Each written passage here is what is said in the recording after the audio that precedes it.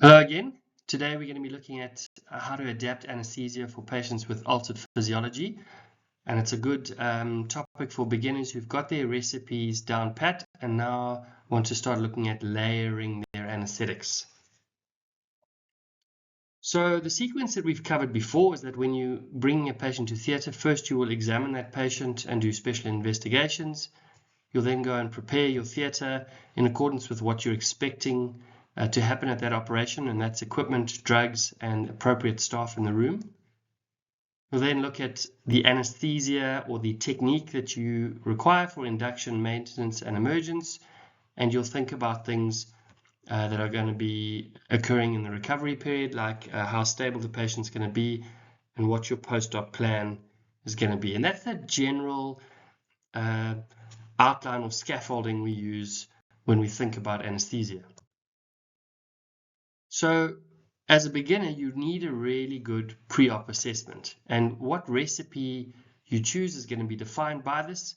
So you don't want to fall into the trap of anesthetizing an unassessed patient. It's something that you can control, so you have to make sure that you do a good general assessment and pay particular attention to the general condition, obviously the heart and the airway. You look at the hemodynamics, the vital signs, the heart rate, the blood pressure, the saturations, respiratory rate, and the level of consciousness are obviously important things. You do basic special investigations, and you remember the underlying pathology of the operation. So if there's expected hemorrhage, you can prepare for that. And that's basically how you'll look at a patient who's going to the theatre, and you'll then tailor your anesthetic to what you find there. And it's always, once you've seen the patient, you should pause for thought. And you should think, now, given what I know and what I'm expecting, how can I prepare better and control what happens in that theatre environment better? Now, anesthesia can be very, very simple. You're going to induce the patient, and it's as simple as small amp, big amp, small amp. The small amp being a bit of fentanyl, big amp your induction agent, and small amp the muscle relaxant. Patient goes to sleep, you put on the volatile or you give them ketamine, and at the end you switch it off and you reverse if you gave a muscle relaxant. So the basic recipe for anesthesia is very, very simple. We've tried to make that into a slightly more detailed basic recipe. This was our attempt. So we published it. The reference is there for how to anesthetize a patient with a ruptured ectopic pregnancy. So it's geared at the unstable patient. But if you print this and put this on the wall, there's your basic recipe with most of the considerations. You can just read this and use it over and over again. And it gives you a fixed approach to anesthesia, which you then need to adapt to the patient in front of you. And that's what we're going to be talking about today. On this recipe, you'll be choosing between your induction agents, ketamine, etomidate, or propofol. And you'll see there the dose, the guidance for the doses on that chart. You see there propofol is 2 to 3 milligrams per kilogram, but only if stable. And choosing which induction agent and the dose of that induction agent depend on the physiology of the patient in front of you. And then you'll turn on the volatile agent, isoflurane, and we've given you a range of an end-tidal isoflurane of 0.3 to 1. And again, the dose that you dial in there will depend on the physiology and the stability of the patient in front of you. Now, it's all very well to have a fixed recipe, but if you consider taking a patient for an exploratory laparotomy, so the operation is fixed, your recipe can't be the same if you're taking a 30-year-old man who is fit and well, or you're taking the same man, but now he's sick or in critical condition. Clearly, there must be adjustments. Consider if it was a 90-year-old man, how would you adjust how you give your anesthetic? What happens if that 90-year-old man were critically ill? How would you adjust what you're going to do? And the same goes for if it's a neonate or a pregnant woman. There are adjustments and adaptations that you need to make based on the physiology and the stability of the patient in front of you.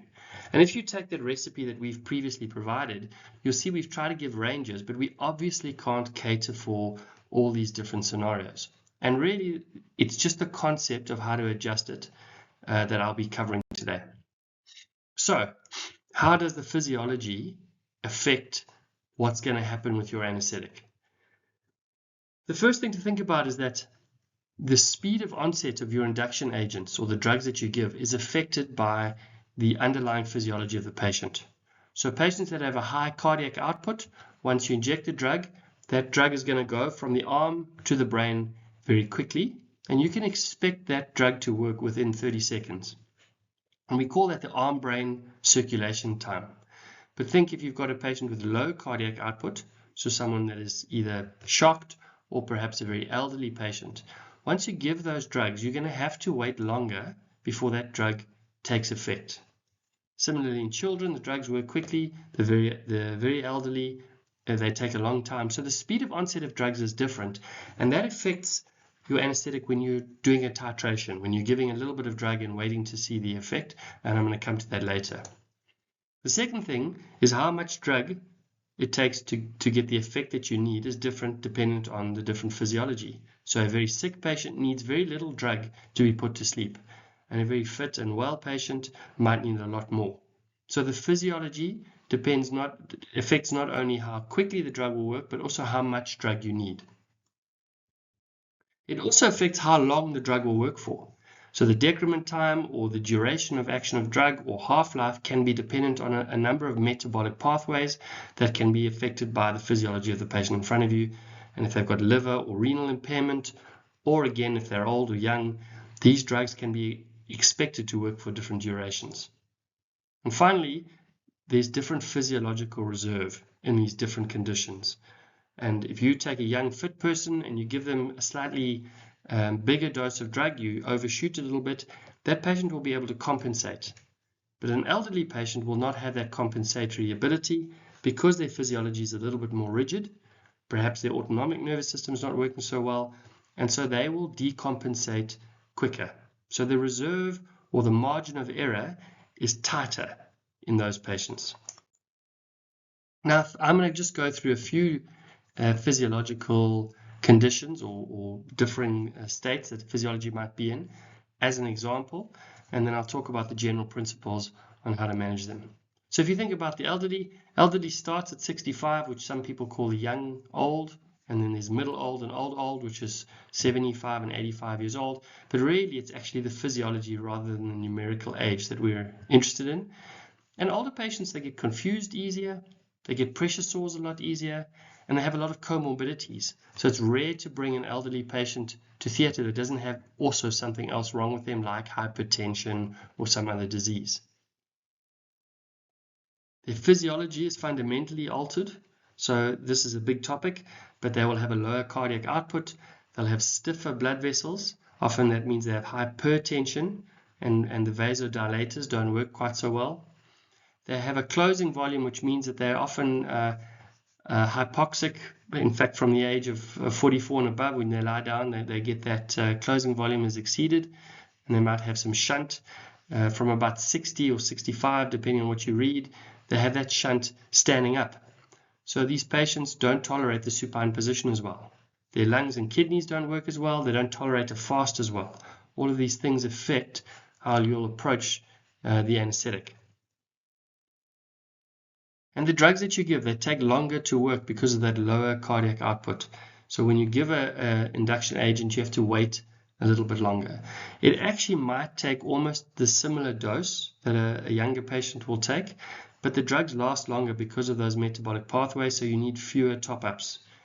And then the MAC of the volatile agent that you use decreases by about 6 to 7% for every decade of age. So they need less gas. And all of these things will affect what your basic recipe is for the elderly patient. Similarly, in the young, they'll have specific conditions. So neonates may have patent ductus arteriosus, they may have a patent foramen ovale. There's different normal values that you have to get your head around. They have higher cardiac outputs, a stiff right ventricle, so they're often preload dependent. And they'll have metabolic pathways which may metabolize drugs faster or slower, in fact, in the neonatal period. And then as they get a bit older, they tend to be faster. So there's unpredictable drug metabolism in this patient population. So you may need more, you may actually need less, and they have a higher MAC to keep them asleep. And this is, again, differences for the neonate. I'm going to go a bit quicker through these ones. The pregnant patient, there's an aspiration risk, 2 patients, a lot of different normal values, and obviously lots of different physiology, higher cardiac outputs, higher oxygen consumption, altered metabolic pathways, altered liver and renal function. All of these things come to play, and drugs in general have a higher metabolism, is more needed. They may need a higher amount of gas to keep them asleep. So the pregnant patient, again, specific considerations. And finally, the critically ill. Remember, these patients have a vastly diminished reserve. So you have to be really tight in your recipe, and you have to use drugs that don't cause hemodynamic instability. So you might be using a synthetic opiate instead of morphine. Those sorts of decisions, you might not use propofol to put these patients to sleep. The physiology, their cardiac outputs will be affected, their heart rates and blood pressures you need to pay particular attention to. They often don't metabolize drugs well. Critically ill often have renal dysfunction, so if you give morphine, you have to be thinking that's going to hang around for a long time. And they need much, much less drug and much less gas. My rule of thumb has been that if the patient is sick and you can see the patient is sick, you'll need half the dose. And if they're critically ill, a quarter of the dose of induction agent. It's that much of a reduction. And the key to these patients is titration. So you don't end up giving too big a dose, and then the patient will, because of that lack of reserve, will just have a cardiac arrest. And I'm going to come to those principles now. So remember, I've picked out a few physiological conditions, but there's also obesity, cardiac conditions, alcoholics, renal dysfunction. There's a myriad of different physiological conditions. And part of that pre-medication visits, that pre-op assessment, is to assess what sort of physiology am I dealing with, and how will that affect how I approach things in the operating theatre. And I haven't covered those. It's too much to go through all of those in one talk. And the problem that you might now have is that you're thinking, well, there are all these things that could be going on. There's so much to consider. How do I move forward? And we call that analysis paralysis. There's just too much going on, and you end up just not knowing what to do. So the basic principles are that prepare as well as you can. When you come for the anesthetic, prepare as well as you can. And that means taking note of the vital signs. It means if the patient needs fluid, try and give it to them before you put them to sleep. So hypovolemic patients don't tolerate anesthesia well. So you need to give them a bit of a preload or reload, we call it. And remember to have adrenaline drawn up in some form so that if you're putting them to sleep and they're going to decompensate, you're prepared for that. So if you think you've got one of those patients, and those patients could be the elderly, could be the critically ill, but anyone with diminished physiological reserve, set up as well as you can, because that's the time before you've given the anesthetic. These are the important principles. So whenever you can, titrate. This can be applied to sedation or anesthesia. Give a small dose and give it often. And each time you give the dose, look at the effect that it's having. So when I put someone to sleep with propofol and I don't have a rapid sequence induction that I'm performing, I'll give them 1 milligram per kilogram and I'll see how it went. And if the patient's not asleep, I'll repeat it. And I'll just keep giving them these smaller doses of propofol to work out how much they needed. I do that because then if they needed less, I haven't overshot and causing hypotension. I also get to see how sensitive the patient is to the drug that I'm giving, which teaches me about the patient. Be patient. So when you give the drug, wait long enough. Don't stack your doses. And by that I mean if you have an elderly patient, you give a little bit of propofol and you think it's not working, and you give the next dose. But the first dose has no time to work. Remember that arm brain time is not 30 seconds in the elderly, it can be much, much longer. So give the drug time to work. If you're not in a rush, take your time. Often these patients will go to sleep on much less drug than you think they need. And if you rush the dose in, then suddenly the patient's blood pressure is very, very low and you've got another problem to deal with. And finally, learn from the responses that the patient has to the drug. So react, respond, adjust. If you see the patient is very, very sensitive to the drug that you've given, then you need to dial everything down a bit. If they needed much more, you need to dial it up. And expect change during the anesthetic. As you go along, the physiological status is going to change. Patients get sicker or get better as surgery progresses, and as they're getting better or sicker, so their doses will go up or down accordingly.